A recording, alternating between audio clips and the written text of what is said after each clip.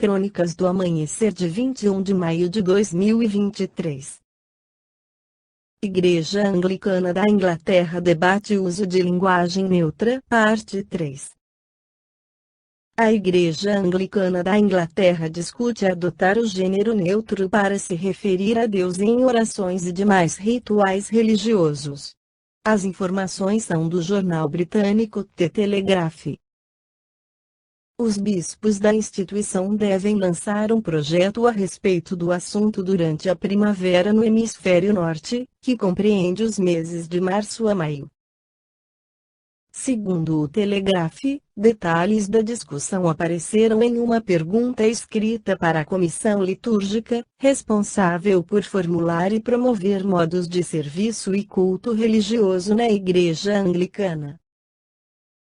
A questão foi levantada na edição mais recente do órgão legislativo da Igreja, chamado de Sínodo Geral. São em assembleias dessa estrutura que os integrantes da instituição consideram e aprovam legislações, validam orçamentos anuais para os gastos da Igreja e discutem temas de relevância nacional e internacional. Qualquer alteração permanente ou reescrita das escrituras com linguagem de gênero deve ser debatida em futuras reuniões do Sínodo. Na reunião do órgão que começou na segunda-feira, 6 de fevereiro de 2023, e durou até sexta-feira, 9 de fevereiro, a Igreja Anglicana debateu o casamento homoafetivo.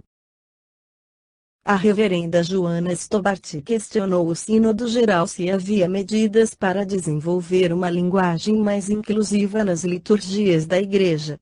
Além disso, a líder religiosa também pediu aos participantes para proporcionar mais opções para aqueles que desejam usar a liturgia autorizada e falar de Deus de forma não sexual, particularmente em absolvições autorizadas, onde muitas das orações oferecidas para uso se referem a Deus usando pronomes masculinos.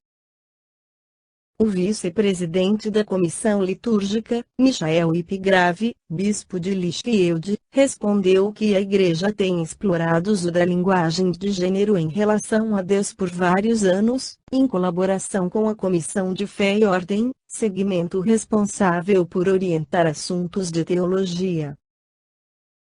Depois de algum diálogo entre as duas comissões nesta área, um novo projeto conjunto sobre linguagem de gênero começará nesta primavera, disse Ipgrave.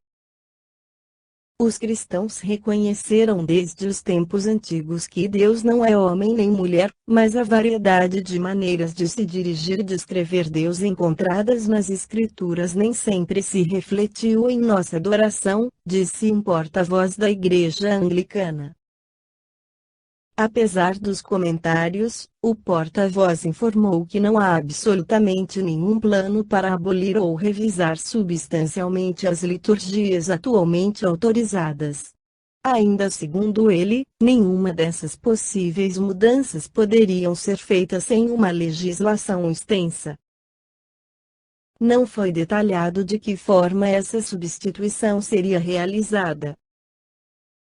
Então Allan Kardec enumerou os atributos de Deus no Livro dos Espíritos para que tivéssemos uma melhor compreensão dele. Deus é onipotente. Se ele não possuísse o poder supremo, sempre se poderia imaginar uma entidade mais poderosa e assim por diante, até chegar-se ao ser cuja potencialidade nenhum outro ultrapassasse, e esse outro então é que seria Deus. Deus é soberanamente justo e bom.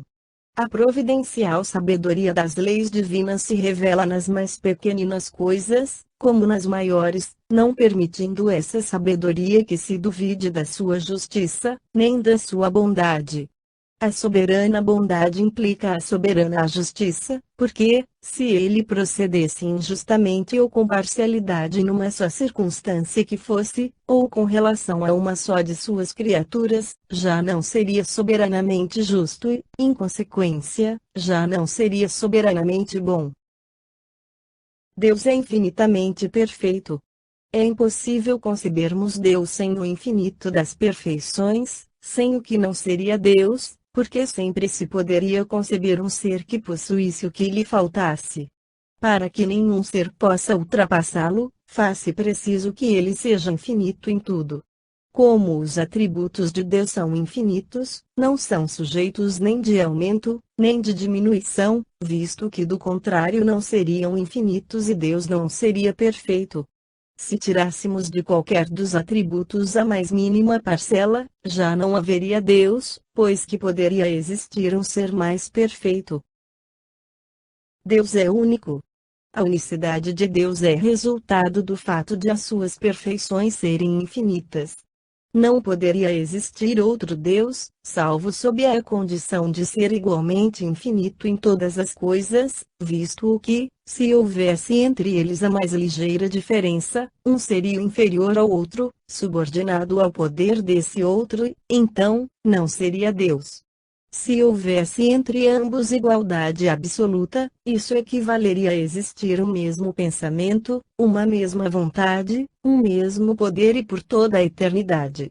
Confundidos assim, quanto à identidade, não haveria, em realidade, mais que um único Deus. Se cada um tivesse atribuições especiais, um não faria o que o outro fizesse, mas, então, não existiria igualdade perfeita entre eles, pois que nenhum possuiria autoridade soberana. Portanto, este princípio refuta a ideia de divisibilidade de Deus, tal como o dogma da Santíssima Trindade ou da divindade de Jesus. Esta foi a crônica do amanhecer de 21 de maio de 2023.